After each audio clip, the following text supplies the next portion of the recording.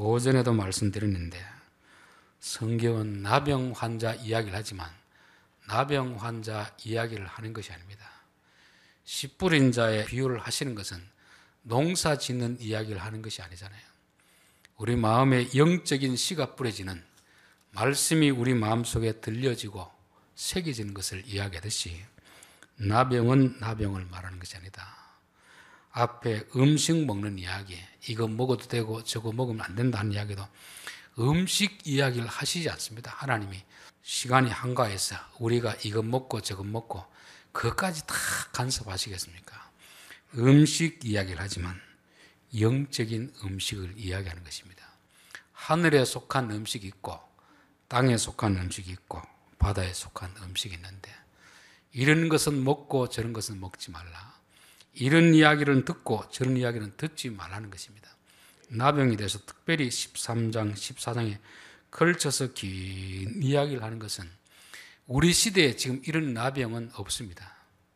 그러나 이 나병을 통해서 말씀하는 영적인 나병은 여전히 우리에게도 있기 때문에 이 말씀을 하는 것입니다. 그래서 우리가 나병 이야기를 통해서 나병에 대한 지식을 가지는 것이 아니고 성경이 말하는 나병이 무엇인가, 영적인 나병이 내게 있는가 없는가, 그것을 우리가 살펴봐야 될 줄 믿습니다. 그래서 지난 시간에 이 나병은 우리 피부에 넘어져서 상처가 났거나 화상이 났거나 그런 약한 부분에 들어올 수 있다는 것을 말씀드렸습니다. 이 나병은 무슨 병이라고 했습니까? 교만의 병 아닙니까? 최초로 인간이 지은 죄가 교만의 병입니다. 이 교만은 우리의 열등감, 컴플렉스 이런 쪽을 통해서 들어올 수 있는 것이고, 또 이 나병은 피부에만 생기는 것이 아니고 눈에도 생기고 몸에 안 생기는 곳이 없습니다. 집에도 생기고 담벼락도 생기고.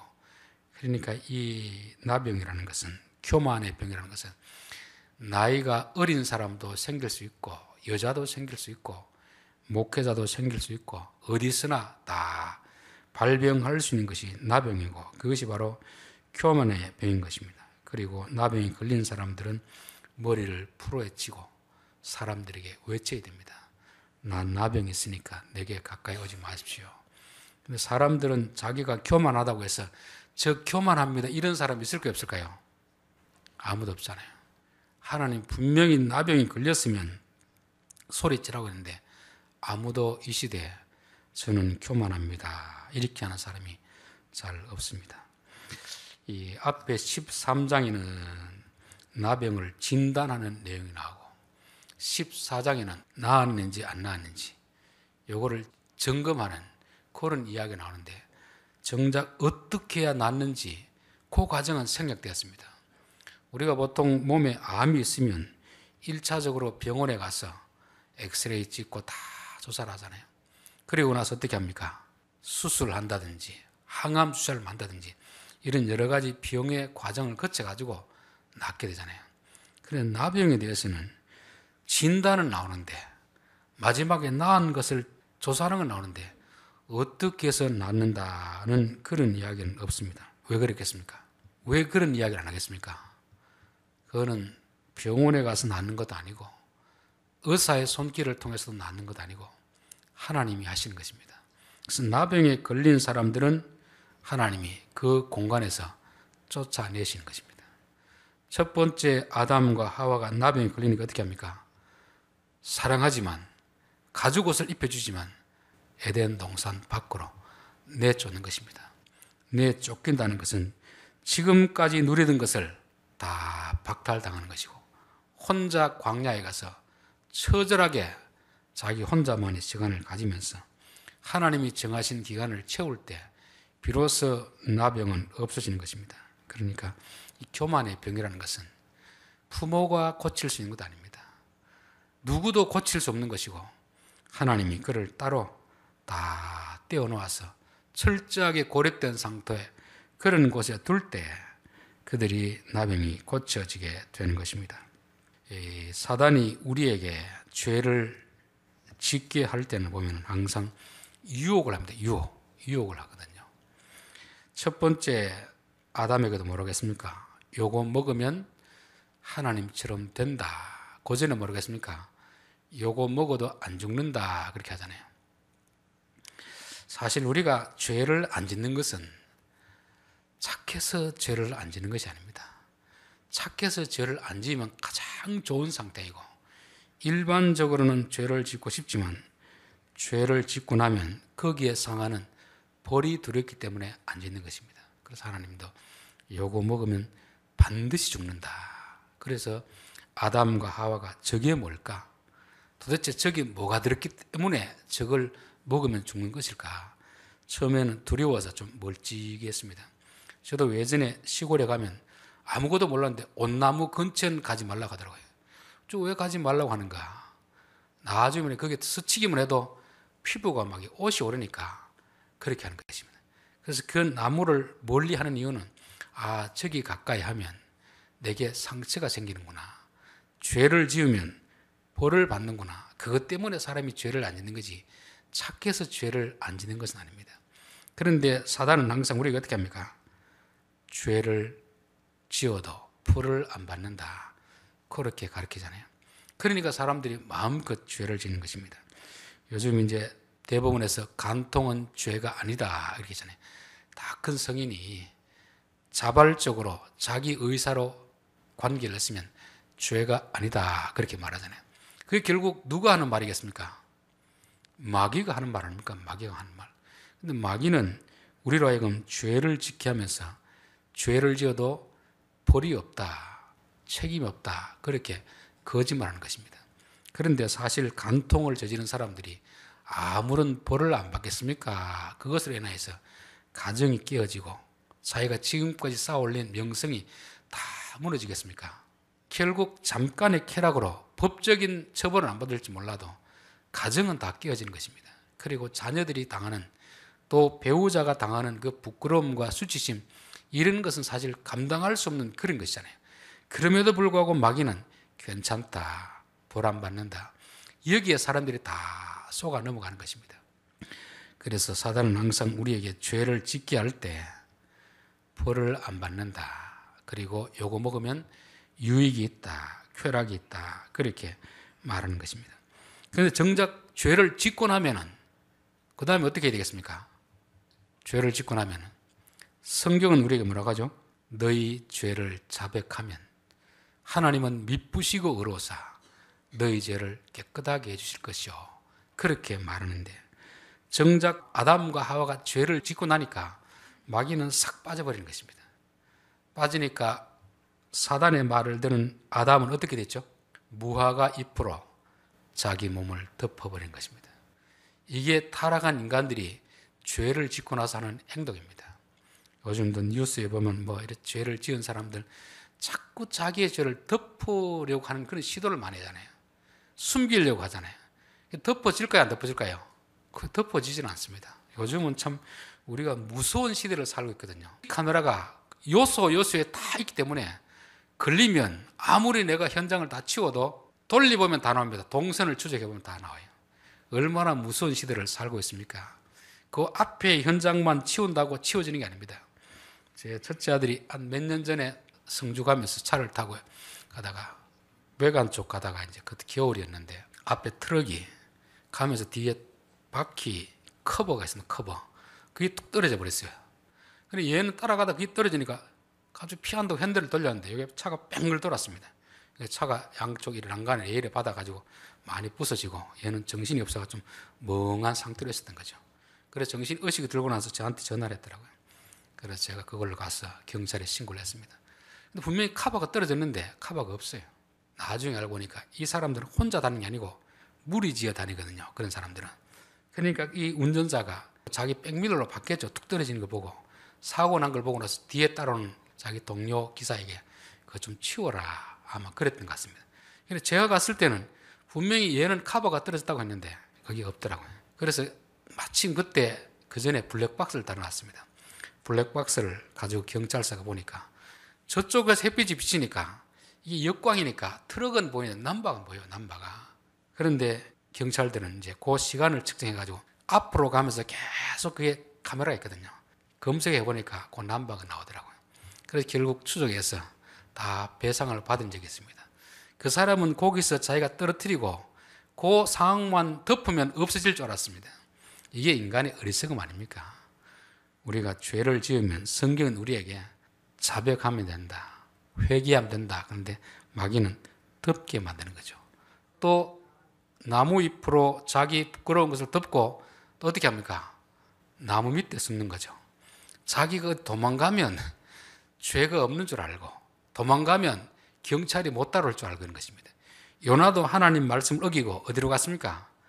반대편으로 배를 타고 가고 배 제일 밑창에 가서 콜콜 자고 있잖아요. 여기 숨어 있으면 하나님이 나를 못 찾겠지.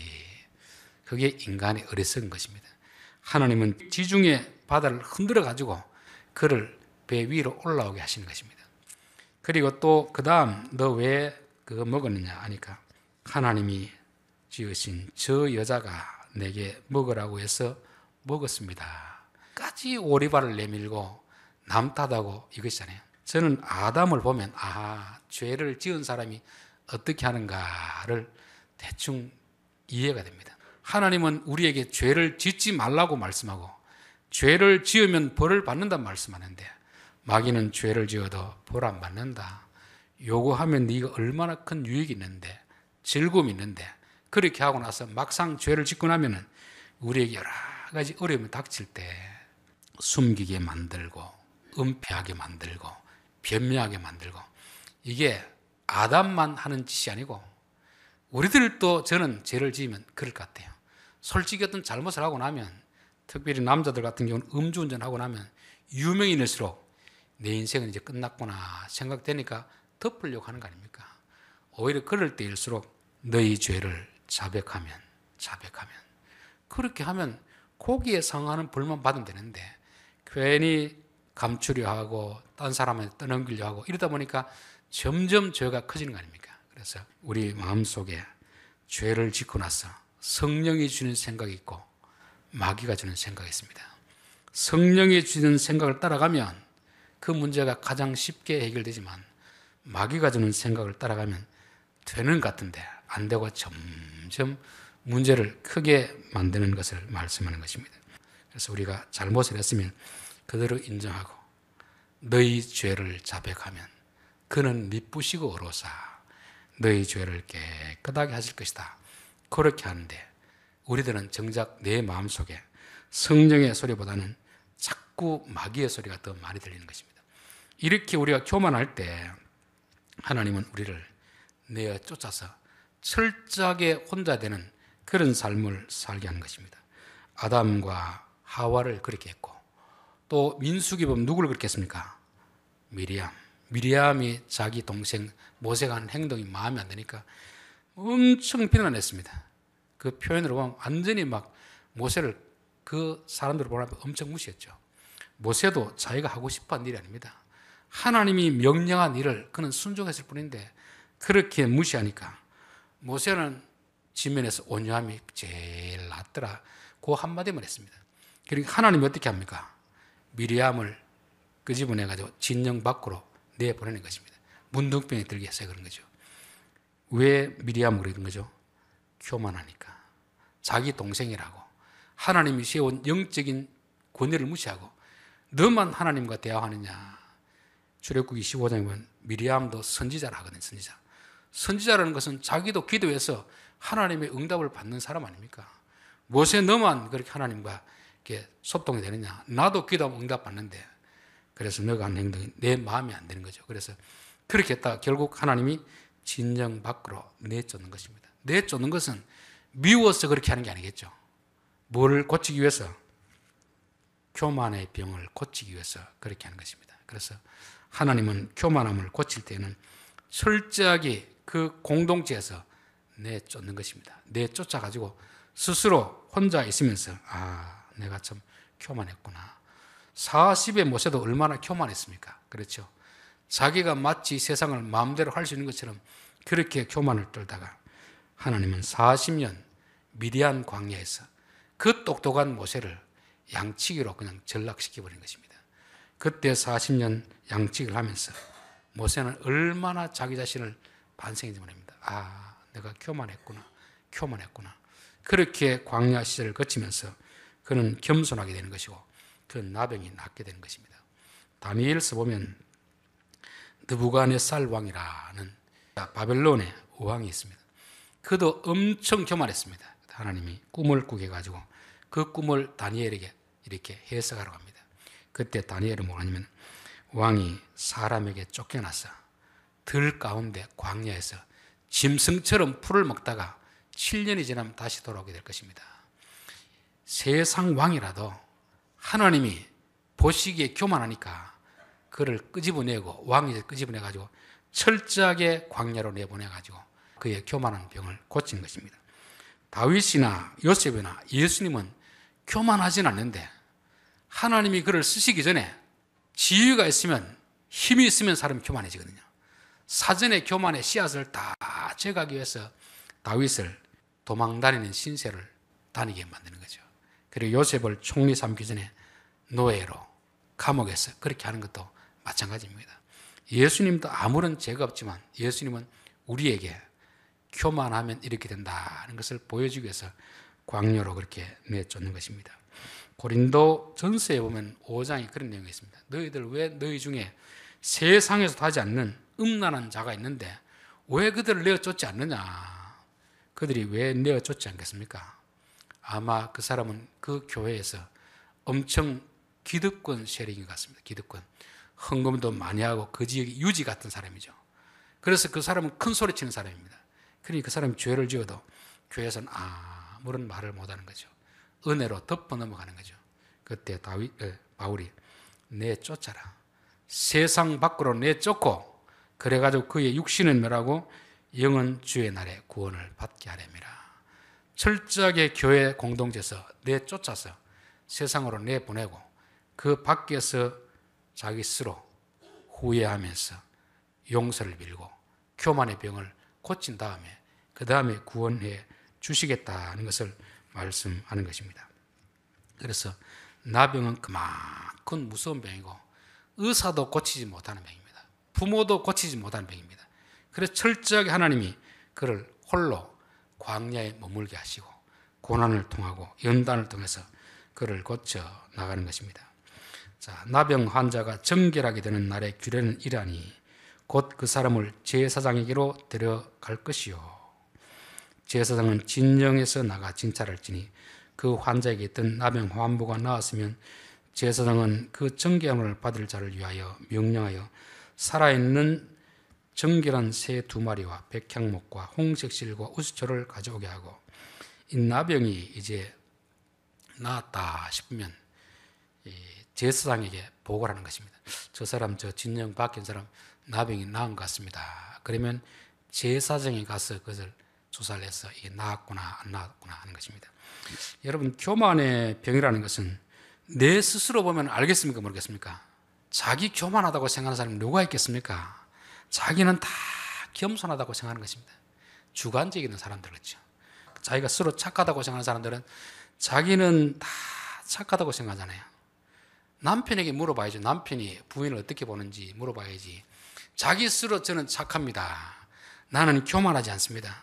그거는 주관적인 생각이고 착각입니다. 그래서 교만한지 아닌지는 자기 스스로 판단하는 게 아니고 객관적으로 제사장에게, 즉 하나님의 말씀의 기준에 맞추어서 그렇게 해야 된다는 것을 말씀하는 것입니다. 자, 나병 환자가 어떻게 되는 날? 정결하게 되는 날. 정결하게 되는 날. 이게 병을 말할 것 같으면 정결하게 되는 게 아니고 뭐를 말해야 됩니까? 낫게 되는 날이에요. 낫게. 병은 낫는 것이지 병은 정결하게 되는 게 아닙니다. 물론 나병도 뭐 몸에 진물이 생기고 고름이 생기고 하니까 지저분하겠지만 성경은 우리에게 나병은 교만한 병이고 교만한 병은 더러운 것이다. 더러운 것은 깨끗해질 필요가 있다 하는 것입니다. 그래서 나을 때를 나은 것이 아니고 정결하게 되는 날로 말씀하고 있습니다. 성경에는 선이다, 악이라는 표현이 있고 정하다, 부정하다는 그런 표현이 있습니다. 선과 악이라는 건 어쩌면 행동으로 나타나는 것이죠. 정하고 부정한 것은 깨끗하다, 더럽다는 말이거든요. 더럽고 깨끗한 것은 행동으로 나타나지 않았지만 이게 진행되면 행동으로 나타날 수 있는 것입니다. 부정하다고 판정받으면 빨리 이걸 깨끗하게 돼야지, 부정한 걸 그대로 두면 이게 악한 행동으로 나올 수 있는 것입니다. 정한 것은 고개 나아가면 거룩한 것으로 이렇게 되는 거죠. 성경은 정하다, 부정하다는 것은 선과 악의 중간 지점이 있는 것이고, 앞으로 아직까지 큰 행동은, 죄는 짓지 않았지만 죄가 될 수 있는 것을 말씀하는 것입니다. 여러분, 음식이 부정해졌으면, 부패했으면 어떻게 됩니까? 버리면 됩니다. 버리면 되는데 이거 아깝다고 안 버리면 어떻게 되죠? 아깝다고 먹으면 배탈이 나고 큰 사고가 나잖아요. 우리 마음에도 그렇습니다. 부정함이 있으면 이거를 버리면 되는데, 이것쯤이야 뭐 남들도 다 이렇게 하는데 이렇게 안 하는 사람 누가 있나, 그렇게 생각하면 그게 결국 죄가 되는 거잖아요. 예수님은 마태복음에서 형제에 대해서 형제를 미워하거나 형제를 무시하면 살인죄가 된다, 그 마음에 이미 미움과 남을 무시하는 것이 나병의 시초가 되는 거죠. 그렇게 되면 결국 나중에 상대방을 죽이게 된다는 거잖아요. 너희 마음에 음욕이 생기면 아직까지 간음을 안 했더라도 그 부정함이 있으면 빨리 씻어야 되는데, 안 씻고 그대로 두면 결국 행동으로 나오게 되기 때문에 그 정하게 하라, 그렇게 말씀하는 것입니다. 그래서 우리는 행동으로 나타나야 죄를 짓는 게 아니고, 이미 부패한 마음이 있으면, 부정한 마음이 있으면 그것을 빨리 씻어야 된다. 안 씻으면 그대로 두면 이게 죄로 나타나기 때문에 그렇습니다. 나병에 대해서는 항상 낫는다 안 낫는다 그런 표현을 쓰지 않고 정하게 되느냐 안 되느냐 그렇게 말하는 것입니다. 마태복음 8장 2절에도 나병 환자가 나와 절하며 이르되 주여 원하시면 저를 깨끗하게 할 수 있나이다. 저를 깨끗하게 할 수 있나이다. 내가 원하노니 깨끗함을 받으라. 병이 나으라는 게 아니고 그 더러움으로부터 깨끗하게 될지니라, 그렇게 말씀하고 있습니다. 여러분, 성경에 귀신, 악한 영을 말할 때는 항상 그 앞에 수식하는 단어가 나옵니다. 뭐라고 나오겠습니까? 더러운 귀신, 더러운 영, 더러운 생각, 더러운 정신을 그렇게 말씀하고 있습니다. 그래서 우리가 죄를 짓지 않기 위해서는 죄를 지으면 벌을 받는다는 이 두려운 마음이 되고, 또 제일 좋은 것은 죄는 더러운 것이다, 그 생각을 가지게 됩니다. 여러분, 시골길을 가다 보면 요즘은 소가 없는데 옛날에 소가 똥을 넣으면 얼마나 많이 넣습니까? 길거리에 그냥 포직을 놓으면은. 그럼 풀숲에 덮여가지고 안 보이면 우리가 가다가 밟으면 미끈해서 보면은 신발에 똥이 묻었으면 어떻게 합니까? 그대로 신고 다닙니까? 더러운 똥을 밟았으니까 빨리 가서 씻습니까? 빨리 가서 씻어야 되잖아요. 이게 더럽다는 말이거든요. 근데 문제는 더러운 것을 알아야 되는데 더러운 것을 모른다는 거죠. 우리가 영적인 중풍병에 걸렸기 때문에 그렇습니다. 기능이 마비되었기 때문에 그러잖아요. 저는 가끔씩 이제 인터넷 신문을 보다 보면 가끔씩 뭐 이상하게 뜨는 게 있습니다. 여자들 보면 옷을 입은 건지 벗은 건지 구분이 안 되는 그런 것을 볼 때마다 아이고 내가 똥 밟았구나 하고 빨리 그거 봐서 나옵니다. 남자들은 바보처럼 그 똥을 계속 밟으면 들어가면 어떻게 됩니까? 결국 낚이게 되는 거잖아요. 여러분, 더러운 것은 더러운 것을 여길 줄 알아야 죄를 안 짓습니다. 더러운 것을 보고도 더럽다고 생각하지 않으면 죄를 짓는 거잖아요. 우리 마음속에 미움이 생긴다는 것은 지금 우리 마음에 똥이 지금 들어앉아 있다는 거거든요. 마음에 똥이 들어앉아 있다거든요. 그럼 빨리 버려야 되는데, 이 부정해졌구나, 그렇게 해야 되는데 우리는 그걸 부정하다고 생각하지 않는 것입니다. 남을 시기하는 마음이 있으면 내 마음에 더러운 것이 들어왔구나. 또 사람들끼리 앉아 있다가 남을 비방하는 이런 이야기를 들으면 아이고 더러운 것이 내 귀에 들어왔구나. 그럼 빨리 어떻게 됩니까? 귀를 씻어내야 됩니다. 더러운 것을 더럽다고 알면 우리는 그것을 가까이 하지 않습니다. 남자들이 담배 끊는 사람 보면은 참 의지가 강해야 끊습니다. 보통은 잘 안 끊는데 그 사람이 이제 병이 걸렸다든지 의사가 당신 계속 이거 피우면 폐병 더 심해집니다. 그러면 끊습니다. 그런데 죄는 더럽게 느껴져야 안 짓지. 죄는 달콤하다. 그러면 벌 받는 것이 두려워서 죄를 안 지으면 그 벌이 없어지면 숨어서 언젠가는 그걸 하게 되겠습니다. 그래서 하나님 우리에게 영적인 눈이 열리게 하옵소서. 더러운 것은 더럽게 여기지게 하옵소서. 우리가 보통 남자들이 외도를 하면 뭐라고 합니까? 더러운 XS 해가지고 가까이 오지 말라는 거잖아요. 그 왜 더럽겠습니까? 죄를 지으니까 더러운 것입니다. 그런데 사람들은 죄를 짓고도 그게 더러운 줄 모르니까 이게 문제가 되는 거죠. 그래서 항상 더러운 귀신이, 더러운 나병이 이런 것입니다. 그래서 죄의 특징은 더러운 것인데 우리가 그걸 더럽다고 여기지 못하는 이런 마비 증상에 있는 것입니다. 그래서 하나님이 이거 하지 말라는 것은 더럽기 때문에 똥이 있더라도 똥을 밟지 말고 피해가라는 것입니다. 똥을 밟았으면 빨리 씻으라고 하는 것인데 우리는 그것을 모르고 계속 신고 다니면서도 자랑하고 다니는 이 시대, 이 시대가 지금 타락한 시대 아닙니까? 예전에는 죄를 지었으면 부끄러워서도 말을 못했습니다. 그런데 요즘 어떤 줄 압니까? 자랑하고 다닙니다.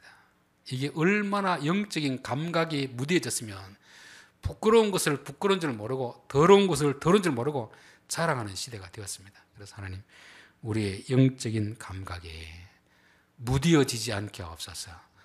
더러운 것을 보면 더럽다고 여길 수 있는 그 마음을 주십시오. 마음에서 이 구분이 되어야 더러운 것이 우리 가까이 오면 우리는 피하게 되어 있습니다. 더러운 것을 밟았으면 빨리 씻게 되는 것입니다. 그래서 성경에서 이 더러운 것이 묻었으면 부정하니까 그것을 다 씻을 때까지는 여기 들어오지 말고 짐 밖에 있다가 다 씻었으면 너가 씻었다고 되는 것이 아니고 객관적인 판단자 제사장이 가서 보고 판단하고 그 다음에 속죄 제물을 드리라 하는 것이 14장의 내용입니다. 기도드리겠습니다.